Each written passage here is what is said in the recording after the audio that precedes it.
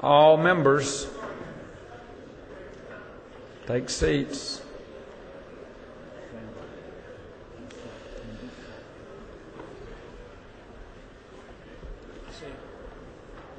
It's Friday, and we're going to try to get out of here a little bit early. We've got, even though we're trying to get out of early, we got 5 people that have something they want to share with us on morning orders. I'm going to allow 3 minutes for each one of them, maximum time. Representative Davis, Representative Glanton, Representative Lane, Representative Rogers, Representative Gardner, if you'll be ready in that order to go.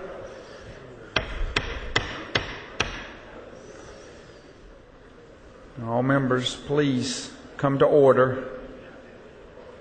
Representative Davis, recognized for a morning order of 3 minutes.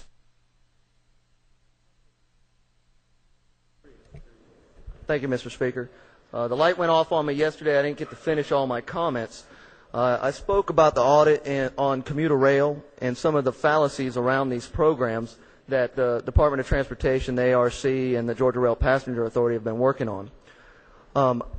But I didn't get to the solution side of it and some of the things I've been trying to work on to cure some of the problems. I've introduced House Bill 33, which is the ARC bill, changing the makeup of the board. And it's gotten a little bit of flack, but I want to be real clear, and the Cobb and Gwinnett delegations really should hear this moment. This is just one example of some of the problems going on with ARC right now. The fee structure that your delegation or your county pays in to the ARC is also weighted, and many people don't realize this. 8 counties in the ARC pay $1 per person based on population. There's 2 counties that don't. One of which is Fulton County, that dominates the ARC board.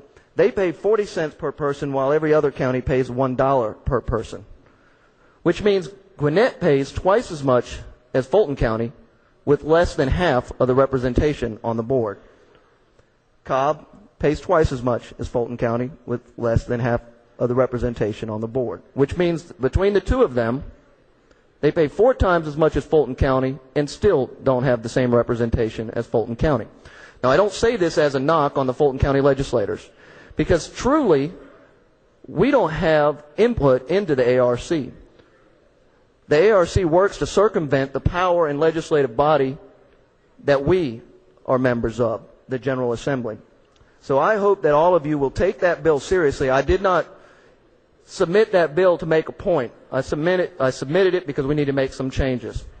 In addition to that, we've got some shortfalls in transportation funding going on in Georgia, and I think it's being grossly exaggerated. Saying on a 25-year statewide transportation plan we have a $70 billion shortfall, while $44 billion is put for urban transit and commuter rail. We have a problem on how we're budgeting and planning for our transportation solutions.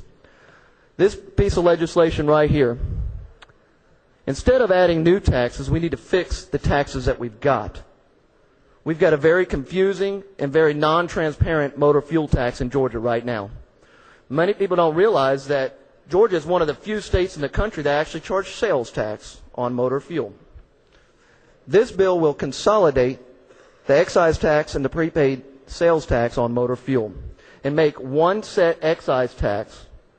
It will eliminate the money that's going to the general fund that's being taxed on motor fuel right now, being used for other pet projects around the state. The gentleman's time has expired. Thank you, Mr. Speaker.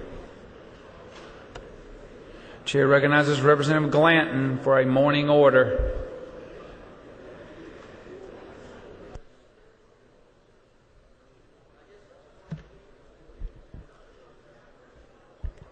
Thank you, Mr. Speaker. Distinguished colleagues of the House of Representatives,